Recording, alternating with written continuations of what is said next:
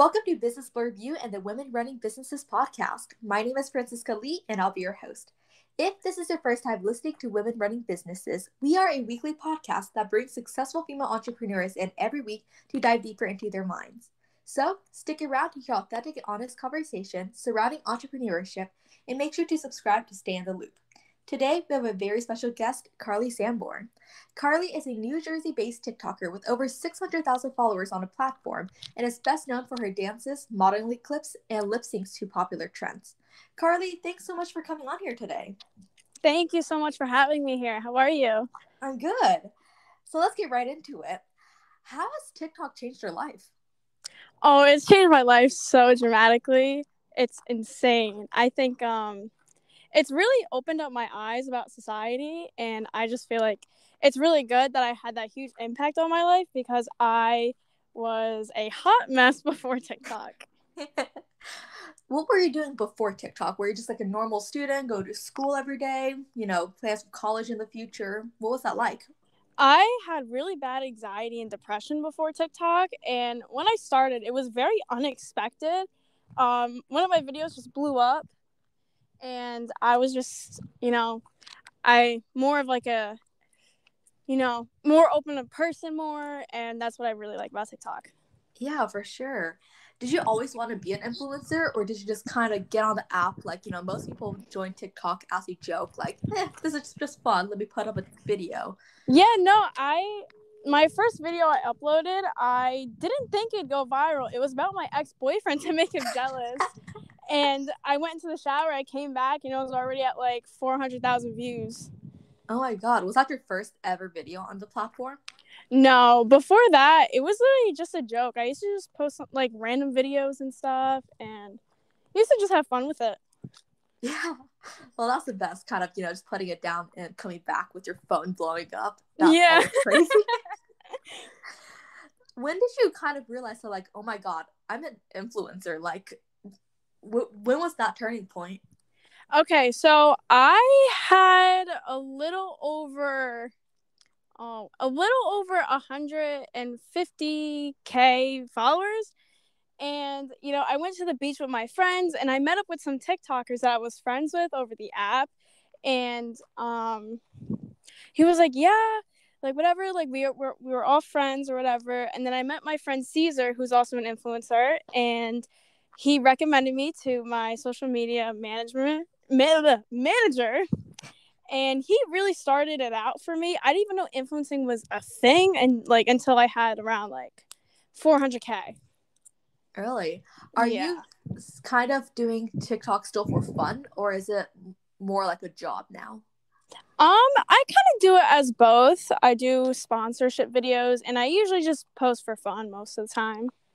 Yeah. Does that kind of impact like how you're thinking about what you're posting? Are you very like strategical about like, okay, I gotta post exactly at this time, this type of video, I know it's gonna do well?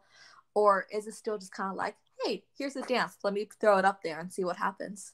I used to be on a very strict schedule with my TikTok, and then I realized like, it's really not that serious to post like at this hour, at this exact time. So then I kind of just started like dancing and then just uploading it. Have you seen that kind of impact your TikTok growth at all? I think so, because I wasn't really gaining a lot until I just started posting like randomly out of nowhere, and then I just started posting more, and that's really how I got my following up to where I am now. Yeah, that's crazy. Kind of, do you happen to know like the demographics of your following? Is it mostly like young girls looking up to you, like people your own age? It's mostly older men. Oh no. Yeah, I'm trying to change my whole fan base right now. Oh my God, that's always a little terrifying sometimes. Sometimes it is. Sometimes it really is. Yeah. So you mentioned you have some friends that are also influencers. Did you meet them through the app, or did you know them like before? I went to when I went to the beach with my friends who are not even TikTokers. I met up with 3 kids who are on TikTok or whatever. And then I really met most of them when I went to my first content house 3 months ago in February. Really? What was that like being, in the atmosphere for Content House? It was terrifying. Let me tell you. I was really scared about going. I was thinking about not even going because I'm a very shy person when it comes to new people. And I felt like I didn't really fit into that kind of category until, my manager said, listen, like, you're okay. Like, we're all in the same boat. We're here to grow. And that's when I really started opening up to everyone. And now we're all just really close friends. Yeah. What was that like? Is that like just making videos all the time? Or is it like more like hanging out and making videos on the side? What's that like being, in the Content House? Basically what we did was that, like, we woke up, we ate, we went out for a little bit, and as we were out, we'd kind of film here and there, and we would just keep stacking up content to, post for the entire day. Yeah. Would you ever consider like officially like joining a Content House?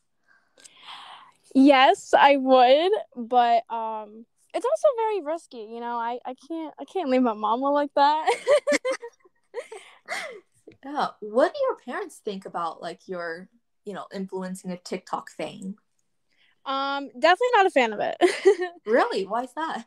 My family's very conservative, and they thought what I was posting was a little too much, and I was too young for it, and I was trying to grow up fast. But then, when my mom really started, clinging to the fact that, this could be like something like life impacting on me.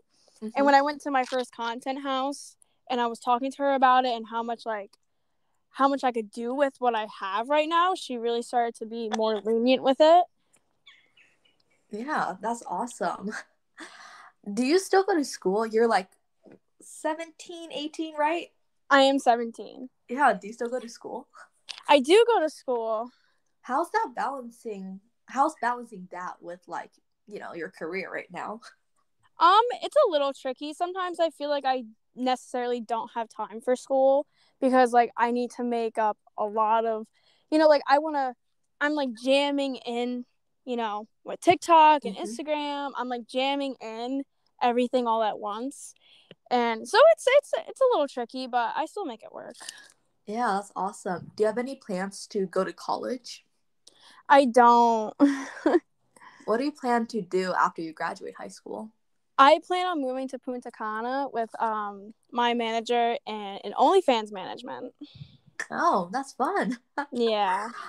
Are there any TikTokers that you look up to? I do. I look up to Cesar Martinez. Who else? I look up to like Charlie and Addison. Of and like course, yeah. basically the Hype House, obviously. Yeah, they're all killing it. It's crazy. They are killing it. Is there anyone that you're hoping to meet and collab with? There's so many people. I'm trying to think. I have a friend down out in California that I really want to like collab with because his profile is just insane. Really? What type of content would you want to make? I think lip syncs and dances. For sure. Those are always fun. Yeah, definitely. So, what are some struggles that you have to deal with as an influencer? I definitely struggle with going out in public. I don't necessarily like it. I always stay home because even like when I am in school, it's like I always get called like the famous girl and I'm too Hollywood to even hang out with people. I definitely struggle with some on a little level of like social anxiety only because I feel like I'm a target. Like when people look at me, they know who I am and they just make it obvious that they stare at me and I just don't like that. Really? Yeah. How has school been? Like, I don't know if you're in person or remote now, but do people like kind of go, oh, hey, there's that TikTok girl, or is it kind of more normal? No, it's definitely all TikTok girl, 100%. Because I'm in school right now, so it's stressful just to even like go in that atmosphere. So Yeah, it's I'll like, bet. and like Yeah. all like the teachers, like I mean, I understand like they're curious, but sometimes like it's very frustrating. Really? Are they, do all your teachers like kind of know, oh, Carly, she's on TikTok. She has like 600K followers. They do. They all know what I do. That's funny. A lot of the teachers' kids watch my TikToks too. Oh, that's crazy. Yeah. Have you ever had any like crazy fan encounters, like, eating out at restaurants, people recognizing you? Yes, I was at the beach with my mom a few months ago. We were at the beach, and I'm driving back home, and these group of boys just race up to my car on the highway and said, "Oh my God, that's Carly Marie!" And my mom was hysterically laughing. I was so embarrassed. It was crazy. And then sometimes a few at restaurants, I get like, "Can we take a picture?" And like at the content house, all the kids at the pool found out who we were and what we do, and they all asked for pictures. It was cute. Oh my God. I'm guessing, asking for pictures is a lot safer than racing you on the highway. That's insane. So you've worked with several brands, including, what is it, Boutine LA, I think? Yes. Do you usually trade products in return for promotion, or are these paid deals? How do brands kind of find you? How do you do brand deals? Let's just go with that. So Boutine LA is not paid. I do other collaborations with other brands if it's paid or not. Mostly I just DM them and I send them my business inquiry message, and hopefully they get back to me. I usually send out around like 40 a day. Oh, dang. That's like a full-time job right there. Yeah. Do you Sometimes do... more than 40. Oh, how do you find, like, what types of brands are you usually going for? Mostly clothing brands, beauty brands, and bathing suit lines. Nice. So I know Yeah. you mentioned that you have a manager. Do they deal with, like, business partnerships and brand deals for you, or are you doing that completely by yourself? I like to do it completely by myself because I like to have like my own control of what I do, and he gives out some to me, but he likes to see us like, if you want something you can go get it yourself, not in a selfish way, but he wants us to work hard, and he wants to have he wants us to see like we're successful in what we do, and what we can get on our own. Right, right. So I'm not too familiar. Obviously, I'm not an influencer. With how like influencer management works. What does kind of your manager do? Basically he for me, I don't know about any of the other people. We're not necessarily a management. It's more of a social media company, and basically what he does is he gives me brand deals sometimes. He usually gives them to me if they're paid. What else does Julian do? He looks at my statistics. And basically, tracks down everything that needs to be tracked down. I obviously have some problems with my account, only because, with my people sending out my location and my number. Oh my And God. yeah, so he really takes care of that for me. Yeah, that must be a lifesaver to, like, get your address off the internet. Yeah, definitely. Yeah. So, you're currently based out of New Jersey. I know you have plans to move out, after graduation, but do you think it's worth it for influencers to move out to LA? I definitely think so. I definitely see a lot of potential in LA, only because it's a nice workspace, nice background, and there's a lot of influencers that you could definitely collab with in LA. For sure, there's so many of them out there. There is too many. For sure, yeah. So we all know about, the infamous TikTok room on Instagram and all the drama that tends to surround influencers in general. Have you ever been in any drama? No.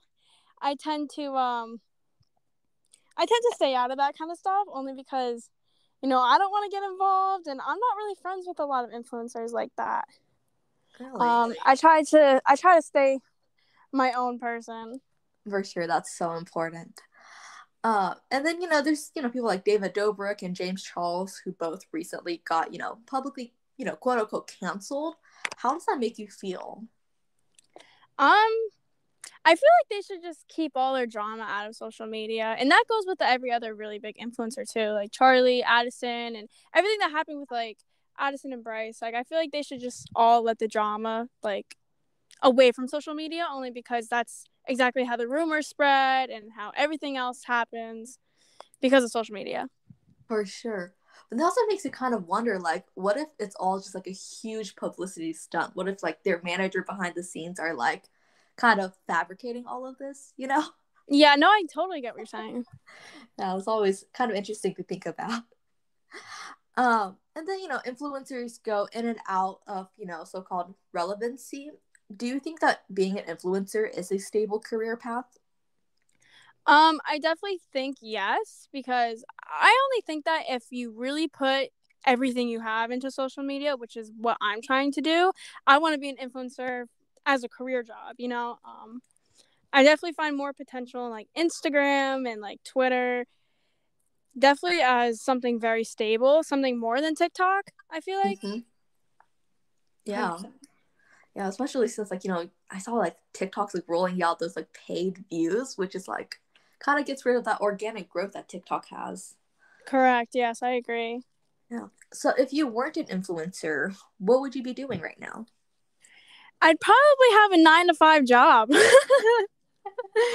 I honestly don't know what I would be doing without social media, because I was a very unmotivated person before social media, and it's like really changed me even as a person, to even have the motivation to get out of my bed and, make content. Yeah. Yeah, that's awesome. What does your day-to-day kind of look like? I'm assuming like you're always doing everything at once, I'm guessing. But what does your day-to-day kind of look like? I wake up, I go to school, and usually in school, that's really when I reply to all my business messages and DMs. And then I go home, I relax, eat, obviously, and then I just start making content and get ready and, you know, get everything done, all my paid promotions and stuff. Yeah. What's your favorite way to relax? Definitely napping. Definitely napping. I feel that on like a spiritual level. Yeah. What makes a TikTok go viral? Like, if you had to teach a high school class on how to go viral, how would you go about it? I would definitely say use trendy sounds and a nice filter. Personally, I use G6, which is now Brew. Definitely trendy sounds, and or you could just like generally do something original. It doesn't Mm-hmm. necessarily have to be dances. It can be talking videos. It could be like tutorials on whatever you're passionate about. And just upload and be yourself. Yeah. How do you stay on top of trends? Like, they all happen so fast. I usually scroll through my For You page. Usually I go on other influencers' pages and I see what they're posting. I'm like, that's a good idea. Yeah, for sure. Do you have any plans? I saw that you have a pretty big following on Instagram. So, do you have any plans to grow your social media following beyond just TikTok and Instagram?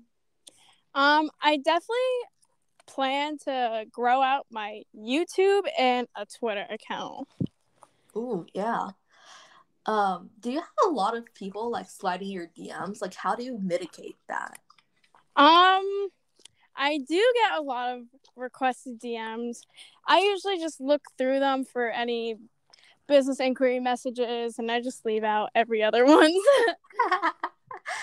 Who's the most let's go with famous person that slid in your DMs?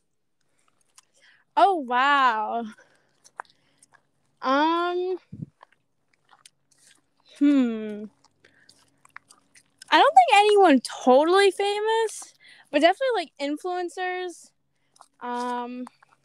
But the only thing I have is that Bryce Hall follows me on TikTok. Whoa, how did that Yeah. happen? I have no clue. I tried messaging him, but he never answered me. Oh my god, I'm sure he's bombarded with messages all the time, but that's kind of awesome. Yeah. Do you have any crazy stories that's happened to you as an influencer? Um, I'm trying to think. Crazy stories. Definitely when I posted a TikTok about my ex, and he posted it everywhere, and I got canceled for it. Oh my god. How did he find it? Like, was he following you, or did he just... Oh, that's one that blew up, right? No, this is a different one. Oh my god. How many exes have you, like, bashed on TikTok? Oh no, it's the same one. Oh my god. That's kind of funny. What's your favorite part about having a platform that's so big? My favorite part is definitely getting free clothes, because I hate shopping. Really? My favorite part being about an influencer is that, it definitely gives you, more of your own personality, I feel like. Yeah. I feel like, it's definitely changed me. For a sure. lot. It's life-changing, for sure. When you're just kind of, hanging out in your free time, what's the social media platform that you spend the most time on? Definitely TikTok. Definitely Yeah. TikTok. I spend hours on TikTok, making content, finding trends, and scrolling through it is just very addicting. Yeah. I think I Extremely spend like addicting. so many hours a day on TikTok. It's crazy. What are your goals for the next, let's say, 3 to 5 years? I plan to have a bigger following base on Instagram so I can really get that up. I want to get verified. Of course, everyone wants to get verified, Right. but really try to grow out and like figure out what I really, really want to do with social media, because right now I really don't know what I want to do with it. Of course, like keep posting and stuff, but definitely Yeah. find the right groove into it. That's really what I want to find out. Yeah. The Sway House, I think, like, all of them are starting, like, their own businesses. Have you ever thought about possibly starting your own business in the future? I definitely think that. I definitely want to make a bikini line for girls. I kind of want to like mimic Boutique LX. I love their company. Mm-hmm. And I really wanted to make that as my own and do like a whole beach line kind of brand, with like sunscreen and stuff like that. Oh my god, that'd be so cute. It would be. And then let's just finish out this episode with one last question. What's one or a couple pieces of advice that you'd give someone, maybe someone who's like, middle school, early high school, who's just starting out and really want to be an influencer and like kind of like who you are now? I definitely say just be yourself and, don't worry about what other people think, because in reality, their opinions just don't matter. And be confident, Yeah, because, that is a great... everyone's unique. For sure. That's a great piece of advice. Just really be yourself and like don't try and copy anyone else. Yeah, I agree. Yeah. And with that, I think that's a great place to end the episode, Carly. Thank you so much for coming on today and sharing what it's like being an influencer and what your goals are. Thank you For so our much for having me listeners, on here. of course. For our listeners, make sure to tune back in next week for a new episode of Women Running Businesses.